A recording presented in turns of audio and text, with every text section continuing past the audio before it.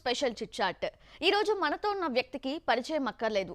Badminton world championship గెలిచిన మొదటి భారతీయ మహిళ. ఎంతో మంది భారతీయులకు తను ప్రెజెంట్ ఇన్స్పైరింగ్ గా ఉన్నారు. సో తన ఫస్ట్ ఒలింపిక్స్ లో సిల్వర్ మెడల్ గెలుచుకొని వచ్చారు. మన భారతదేశానికి కూడా గర్వకారణంగా నిలిచారు. అయితే ఇప్పుడు సెకండ్ ఒలింపిక్స్ కి ఆడబోతున్నారు.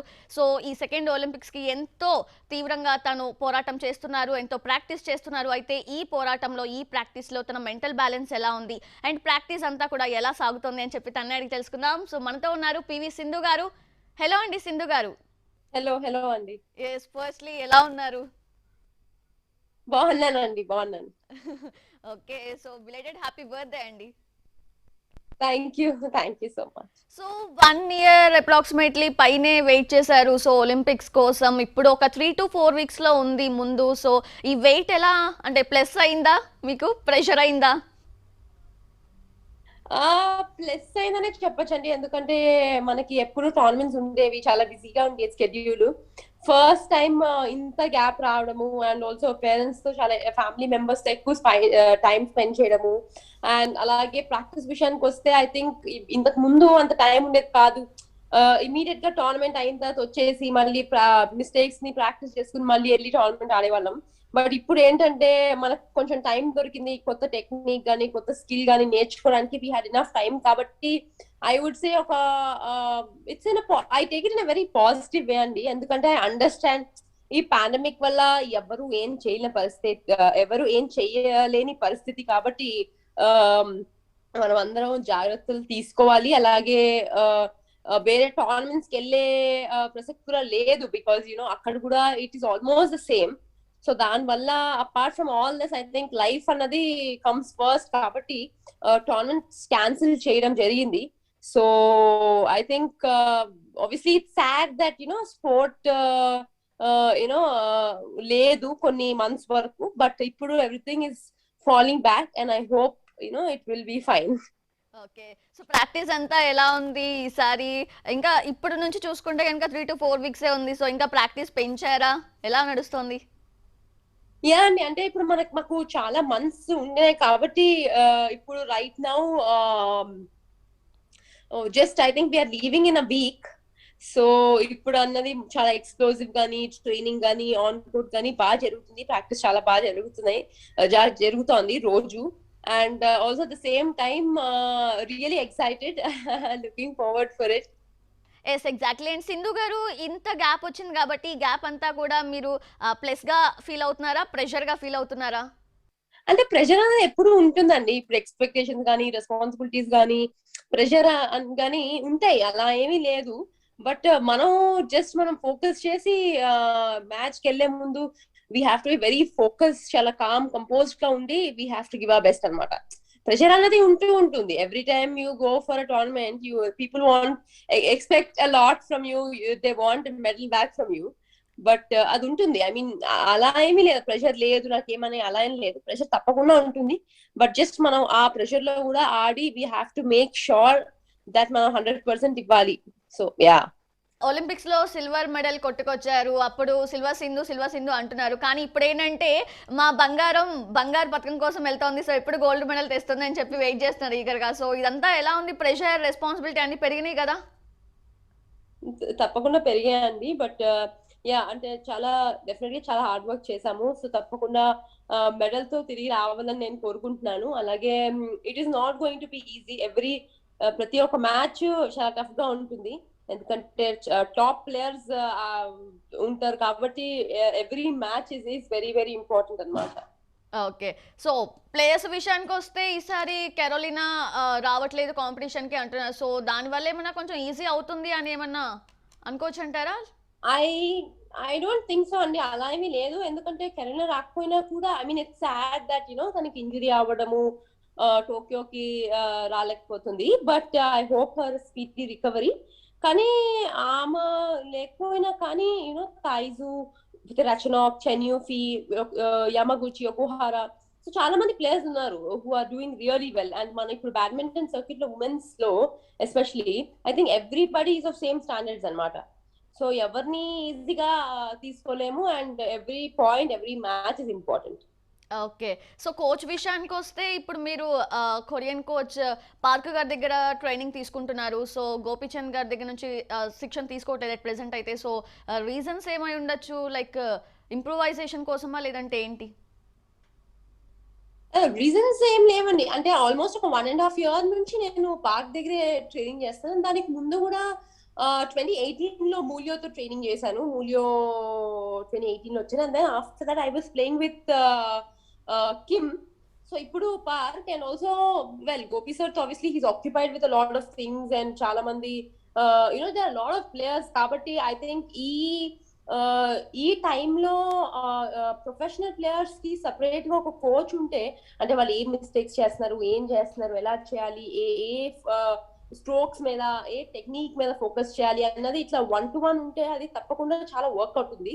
అండ్ నాకు I feel mister Park is really supporting me and motivating me. ఎందుకంటే ఆయనతో నేను చెప్పినట్టుగా 1½ ఇయర్స్ నుంచి ఆడుతున్నాను కాబట్టి అంటే ఏ కోచ్ అయినా కానీ every coach has different thinking. అంటే ఒక కోచ్ ఇలా చెప్పొచ్చు, వేరే కోచ్ ఇంకోలా చెప్పొచ్చు. So it's always good to learn from the coaches. ఎందుకంటే ఇప్పుడు ఫర్ ఎగ్జాంపుల్ నేను మూల్యో నుంచి లేకపోతే కిమ్ నుంచి డిఫరెంట్ టెక్నిక్ నేర్చుకోవచ్చు. బట్ ఇప్పుడు పార్క్ దగ్గర ఇంకో డిఫరెంట్ టెక్నిక్ నేర్చుకోవచ్చు. So it's always good to grab and learn things and use them whenever required అన్నమాట.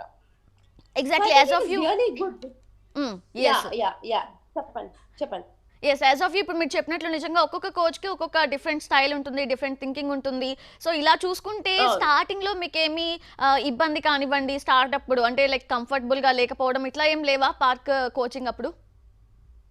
అంటే చూడండి, అంటే when you start playing with different coach అంటే it will take some time అన్నమాట. Because as a coach I think ఆ coach and player అర్థం చేసుకోవడం, లేకపోతే ఆ ప్లేయర్ ఎలా ఆడుతోంది అండ్ ఆ ప్లేయర్ ఎలా ఆడితే ఎలా పాయింట్ వస్తుంది, ఎక్కడ మిస్టేక్స్ చేస్తుంది, వేర్ షీ ల్యాకింగ్, ఇవన్నీ తెలుసుకోవాలి. So obviously took some time but I think it is fine now. ఎందుకంటే యాజ్ అ కోచ్ మన మ్యాచ్ వెనకాల కూర్చుంటారు కాబట్టి ఐ థింక్ ఆయనకి ఎన్ని ఇమోషన్స్ ఉన్నా కానీ ఆ ఇమోషన్స్ అన్ని వెనక పెట్టి he have to make sure player ఎలా ఆడుతుంది, ఏం ఆడాలి, అపోనెంట్ ఎలా ఆడుతుంది, ఎలా ఏం చెప్పాలి తన ప్లేయర్ కి అన్నది చాలా రన్ అవుతూ ఉంటాయి.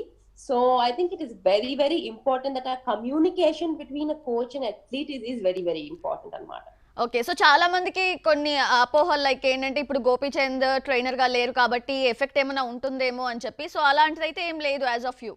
లేదండి, I'm very happy with park and I mean, you keep learning a lot of things and you keep experiencing a lot of things. And నేను చిన్నప్పటి నుంచి ఎంతో మంది కోచెస్ దగ్గర ఆడిన. ఫస్ట్ కోచ్ వచ్చేసి మెహబూబ్ అలీ, మొహమ్మద్ అలీ. దాని తర్వాత నేను ఎల్బీసీఎం షిఫ్ట్ అయ్యాను.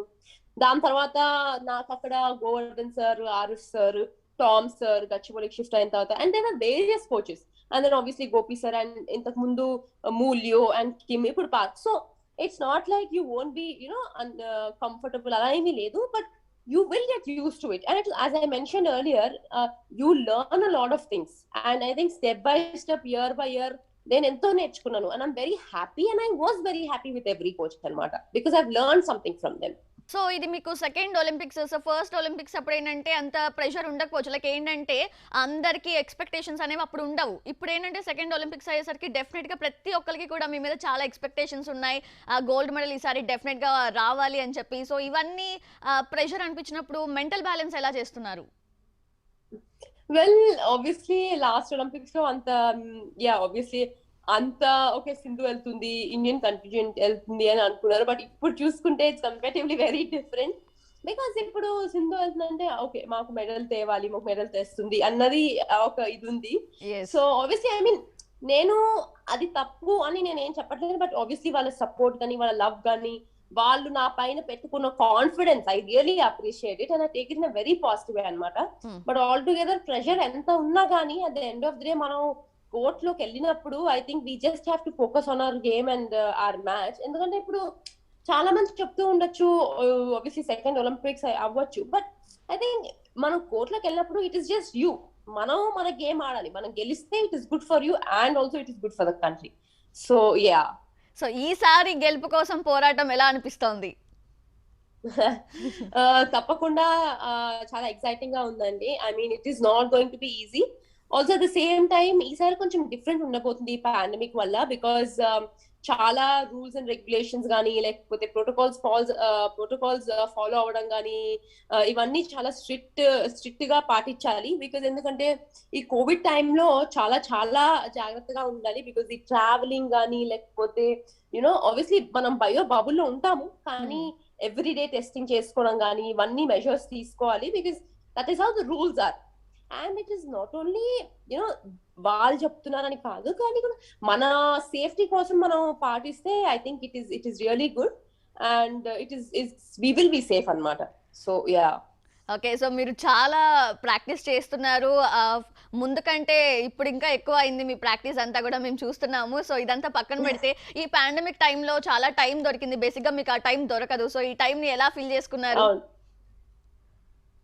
ఆబ్వియస్లీ నేను చాలా నేర్చుకున్నాను అండి. బికాజ్ ఎందుకంటే ఐ థింక్ చాలా సంవత్సరాల తర్వాత, నాట్ చాలా సంవత్సరాల తర్వాత, but I think this the first time I ever got so much time to spend with family members. ఎందుకంటే జనరల్ గా వస్తాము, ట్రైనింగ్ చేస్తాము, టోర్నమెంట్ కి వెళ్తాము, మళ్ళీ వస్తాము ప్రాక్టీస్, మళ్ళీ టోర్నమెంట్ అలా ఉండేది. బట్ ఈసారి it is the first time కాబట్టి it is something new because we never had this time. And also like hobbies, cooking కొంచెం నేర్చుకున్నాను, అండ్ దెన్ పెయింటింగ్ కొంచెం నేర్చుకున్నాను, and then we got a new pet. So అట్లా some different stuff అన్నమాట. Okay, super. So బేసిక్గా ఇంత pressure ముందున్నప్పుడు, ఇంత responsibility ముందున్నప్పుడు చాలా పీస్ ఆఫ్ మైండ్ ఉండాలి మీకు. సో దానికోసం ఏం చేస్తున్నారు? ఈ స్ట్రెస్ అంతటిని రిలీఫ్ చేసుకోవడం కోసం ఏం చేస్తున్నారు? యా, తప్పకుండా అండి. మెంటల్ స్ట్రెంగ్త్ మీరు ఇంతకుముందు అడిగినప్పుడు ఆబ్వియస్లీ నేను చెప్పలేదు, బట్ యా, మెంటల్ స్ట్రెంగ్త్ అన్నది చాలా చాలా ఇంపార్టెంట్ అండి. బికాజ్ ఈ పాండమిక్ లో మీకు తెలిసే ఉంటుంది, చాలా మంది డిప్రెషన్ లోకి వెళ్ళడం కానీ, లేకపోతే ఏం చేయాలో తెలియదు, నెక్స్ట్ ఏంటో తెలియదు, అలాంటి పరిస్థితులు ఉన్నాయి. బట్ వాళ్ళకి నేను ఒకటే ఏం చెప్పాలనుకుంటున్నానంటే, మనం డిఫరెంట్ యాక్టివిటీ చేస్తే, ఫర్ ఎగ్జాంపుల్ కొంచెం ఇంట్లో ఉండి ఆ ఆలోచన రాకుండా ఉండాలంటే we have to keep our self busy by doing something else, like exercise చేయడం కానీ, లేకపోతే ఏదో ఒకటి నేర్చుకోవడం కానీ, కుకింగ్ నేర్చుకోవడం కానీ, just be busy in yourself. So that మనకి ఆ నెగిటివ్ థాట్స్ లో ఆలోచన అంత ఉండదు. We don't think about it so much. కాబట్టి I think we should be fine. And also I think it is very important, కొంచెం సేపు meditation చేస్తే you have that peace of mind, you stay calm. Because నేను at times I do meditation, ఎందుకంటే sport లోకి వస్తే not only in personal life ఈ pandemic వల్ల, but also in sports mental strength అనేది చాలా చాలా ఇంపార్టెంట్ ఎవ్రీ అథ్లీట్ కి. కొన్నిసార్లు మ్యాచ్ ఆడేటప్పుడు ఇరిటేట్ అయిపోవడం కానీ, లేకపోతే మెంటలీ యూ గెట్ లో బికాస్ యూ ఆర్ లూజింగ్, లేకపోతే ఓడిపోయిన తర్వాత యూ గెట్ బ్లాంక్, లేకపోతే ఆడేటప్పుడు. సో ఆ టైంలో మనకి మన మైండ్ లో ఏమవుతుందో తెలుస్తుంది. I think that meditation helps you to keep your mind calm and it understands the way your thinking. అంటే ఫర్ ఎగ్జాంపుల్ మనం ఆలోచించేటప్పుడు కొన్నిసార్లు బ్లాంక్ అయిపోతాం. So that is when you have to be focused and think that ఎస్ అయిపోయిందో అయిపోయింది, we have to focus on next one. So ఈ టైంలో అది చాలా హెల్ప్ చేస్తుంది అనమాట. So I definitely recommend a lot of people at least కొంచెం సేపు just meditate and just keep your mind cool and calm. It's really good. Exactly. So చాలా మంది మీరు అన్నట్లు డిప్రెషన్లోకి వెళ్ళారు, కొంతమంది సూసైడ్ అటెంప్ట్స్ కూడా చేశారు. సో మీరు చెప్పినట్లు నిజంగా మెడిటేషన్ చేస్తే చాలా యూజ్ అవుతుంది. అండ్ చాలా మందికి ఏంటంటే కొన్ని రిజల్యూషన్స్ పెట్టుకున్నారు చాలా మంది. ఇప్పటి వరకు ఒకలాగా బతికాము, ఇక మీద ఇంకోలా బతకాలి అని చెప్పి, లైక్ ఇట్లా ఉన్నాయి. సో యాజ్ ఆఫ్ యూ మీకు ఏమైనా రిజల్యూషన్ తీసుకున్నారా? ఏమైనా మైండ్ సెట్ చేంజ్ అయిందా? అంటే మైండ్ సెట్ ఆబ్వియస్లీ ఇలా వస్తుందని ఎవ్వరూ అనుకోలేదండి. అండ్ స్పోర్ట్ కూడా చాలా టోర్నమెంట్స్ క్యాన్సిల్ అవ్వడం, లేకపోతే వెళ్ళలేకపోవడం అలా జరిగింది. But I think we have to get used to new normal. And అంటే ఇప్పుడు ఎవరికి తెలియదు ఇది వస్తుందని, ఇలా చనిపోతారని చాలా మంది. ఇది ఇన్ని సంవత్సరాలు, ఇప్పుడు లాస్ట్ ఇయర్ ఉంది, ఇప్పుడు ఇయర్ మళ్ళీ ఉంటుంది. But yeah, we are making sure that we are taking care of our selves. Vaccines వేసుకుంటున్నారు అందరూ.